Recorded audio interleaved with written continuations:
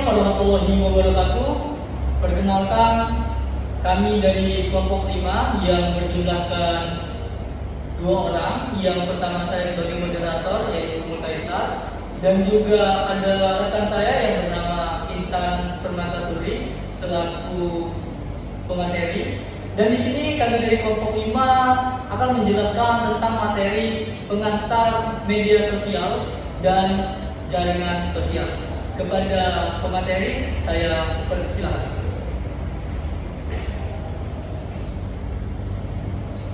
Baik, di sini ada pengantar media sosial dan jaringan sosial. Pertama itu ada pengertian media sosial.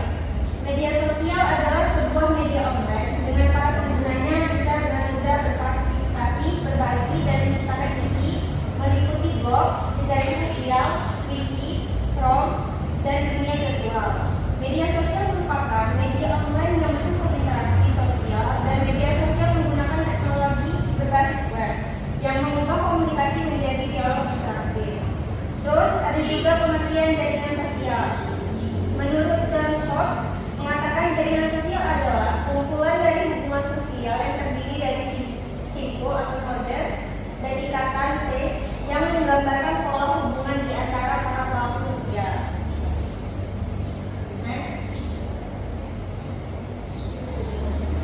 Baik, di sini ada peran media sosial dalam komunikasi dan interaksi sosial. Yang pertama ada media komunikasi telah merevolusi cara manusia berkomunikasi di era digital. Platform seperti WhatsApp, Instagram, Twitter, Facebook, dan TikTok tidak hanya menjadi tempat berbagi informasi, tetapi juga membentuk pola komunikasi modern seperti mempermudah akses komunikasi, komunikasi yang dua arah, yang interaktif, menyebar informasi secara cepat dan luas, media ekspresi dan identitas diri, serta alat komunikasi bisnis dan profesional, dan juga mendorong partisipasi publik. Terus yang kedua ada media interaksi sosial, selalu membentuk pola dan cara manusia berinteraksi dalam kehidupan sehari-hari. Kehadirannya membawa perubahan besar yang dinamika sosial di berbagai kalangan masyarakat, seperti membangun dan memperluas jaringan sosial, mempererat hubungan sosial, dan mendukung ke solidaritas sosial, sarana ekspresi sosial dan budaya, dan membentuk norma sosial baru. Next. Nah, di sini ada platform media sosial yang akan dibaca oleh Mulkaisar. Next slide. Baiklah teman-teman, di sini ada platform yang pertama yaitu platform Facebook, yang dimana platform Facebook ini adalah salah satu platform yang banyak digunakan oleh masyarakat, dan juga platform Facebook ini itu bisa memungkinkan penggunanya berinteraksi secara online. Dan platform Facebook ini sendiri nama awalnya yaitu Facebook Inc., yang dimana Facebook Inc. ini pertama kali diluncurkan pada tahun 2004 oleh pemiliknya, yaitu pemilik perusahaan Meta, dan juga teman-temannya dari Harvard University.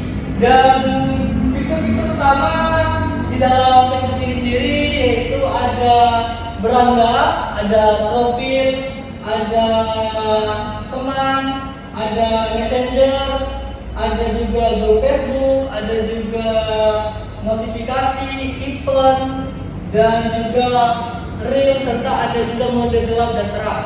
Dan kegunaan utama atau kegunaan umum dari aplikasi Facebook ini sendiri yaitu yang pertama itu bisa menjaga komunikasi dengan keluarga dan teman secara online, dan juga bisa untuk menyebarkan informasi atau promosi bisnis kita. Dan poin nomor 3 itu bisa juga untuk sebagai hiburan, dan juga bisa juga untuk mencari berita-berita update terkini.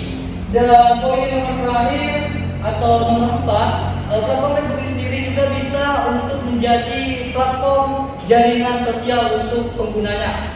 Oke, next slide. Nah, di sini ada platform yang kedua yaitu Twitter, yang dimana Twitter ini sekarang berubah nama menjadi X karena telah berubah pemiliknya. Dan platform ini juga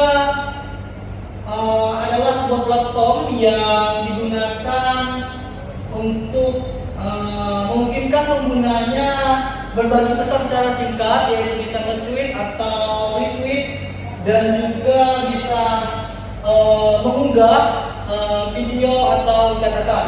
Dan fitur utama dari Twitter atau X ini yaitu tweet dan retweet, atau juga ada juga untuk menandai topik yang sedang trending, dan juga ada space yaitu fitur siaran audio langsung, dan juga di sini ada kegunaan umum dari aplikasi X itu sendiri, yaitu bisa berbagi pendapat atau informasi, dan juga bisa mengikuti berita-berita terkini yang sedang update, dan juga bisa untuk berinteraksi dengan publik secara luas, dan juga kita bisa berinteraksi dengan public figure, selebriti, jurnalis, dan juga politisi. Serta di platform ini kita juga bisa mempromosikan bisnis atau konten pribadi kita. Oke, next slide.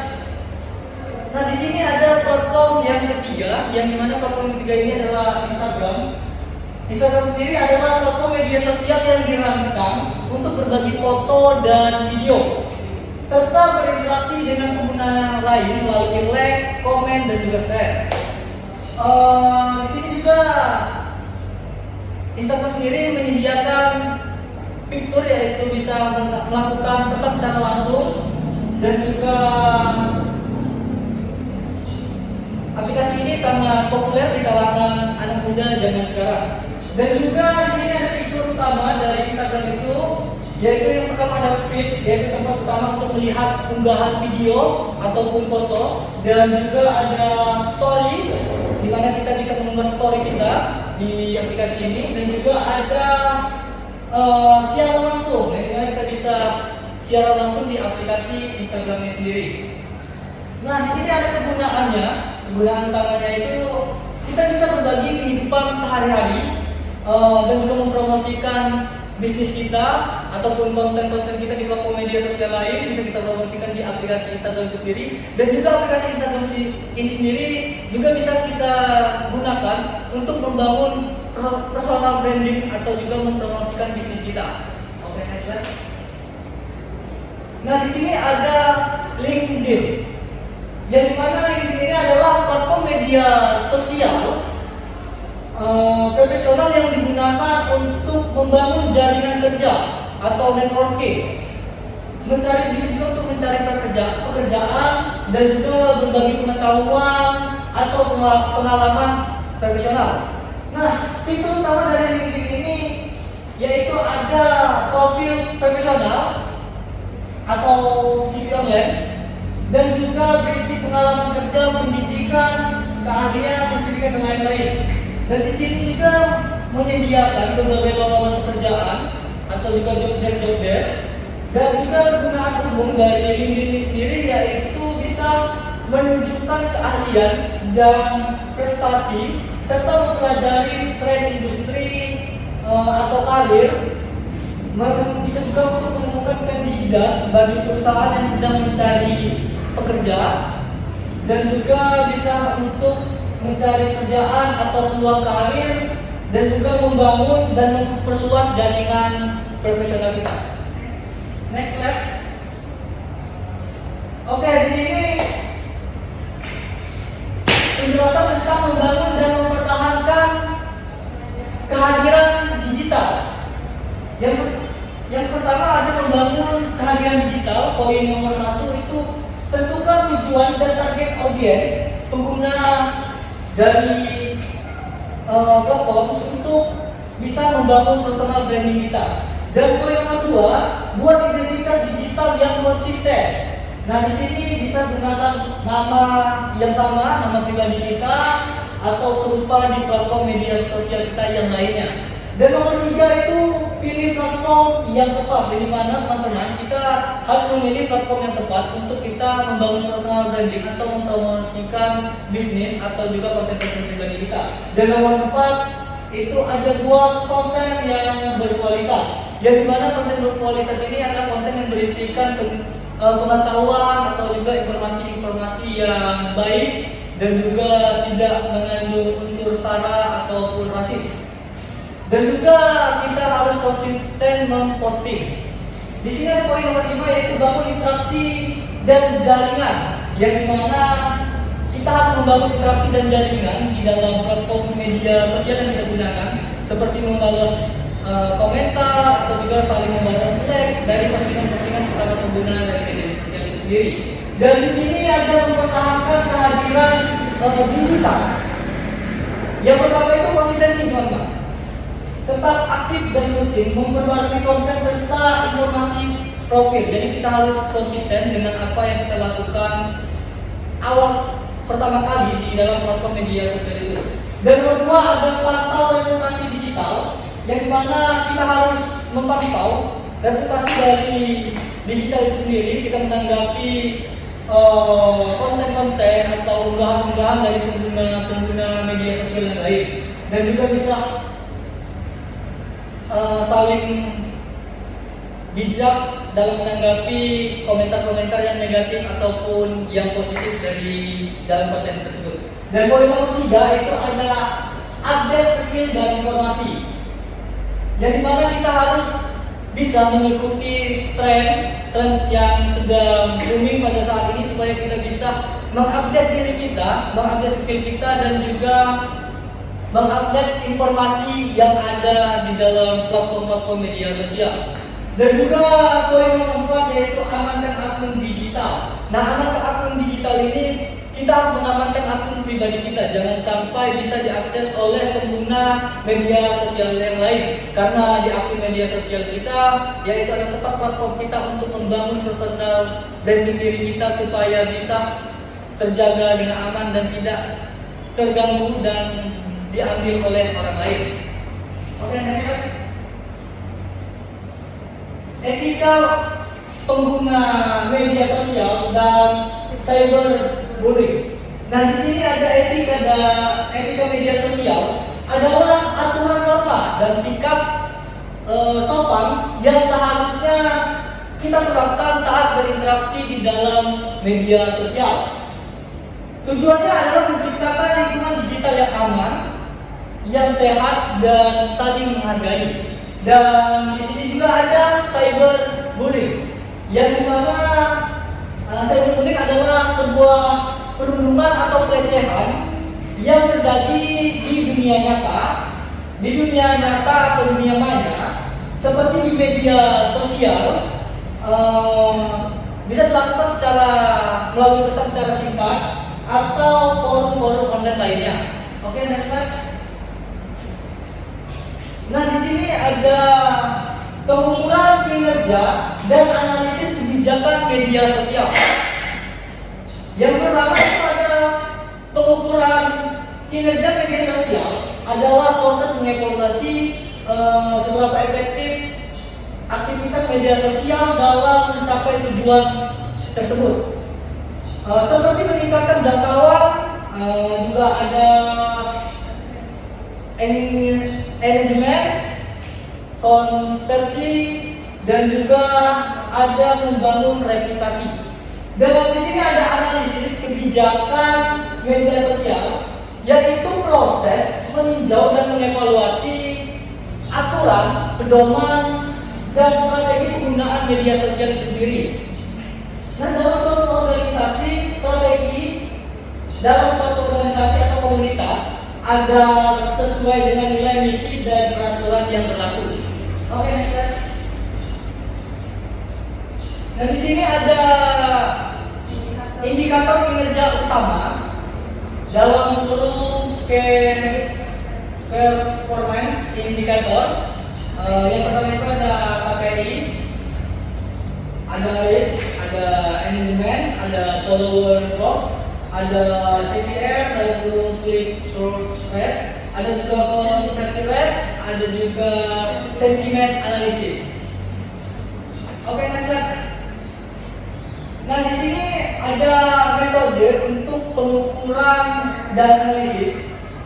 Metode analisis itu ada kuantitatif, yaitu statistik keterlibatan, jangkauan, dan juga pertumbuhan. Dan di sini juga ada kualitatif, yaitu analisis isi, tone, dan juga komentar dan persepsi dari publik. Nah, di sini ada poin yang nomor 3 atau yang terakhir, ada benchmarking, yang mana di sini membandingkan kinerja dengan pesaing atau standar industri. Oke.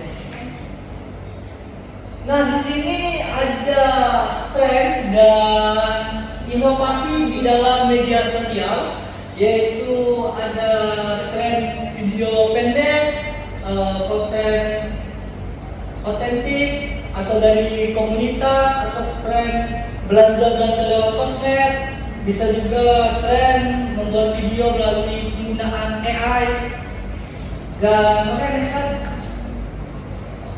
Nah, di sini ada manfaat inovasi media sosial. Manfaatnya itu sendiri dari media sosial ini bisa kita untuk bisnis, untuk edukasi, untuk personal branding, dan juga untuk keamanan. Oke, next. Untuk kesimpulan akan dibacakan rekan saya, Intan Pramudia. Jadi kesimpulannya adalah media sosial dan jaringan sosial telah menjadi bagian penting dalam kehidupan modern. Melalui platform seperti Instagram, Facebook, Twitter, dan TikTok, dan melalui individu dan organisasi dapat berkomunikasi, berbagi informasi, membangun relasi, dan mempromosikan diri atau bisnis secara luas dan cepat. Jaringan sosial mengacu pada hubungan atau koneksi antara individu atau kelompok dalam platform tersebut.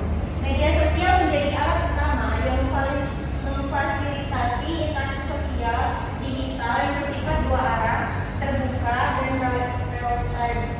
Dalam penggunaannya, penting untuk memahami etika dan tanggung jawab digital, manfaat serta resiko seperti cyberbullying itu, dan penyalahgunaan informasi, strategi untuk membangun kehadiran digital yang positif, inovasi, dan tren yang terus berkembang.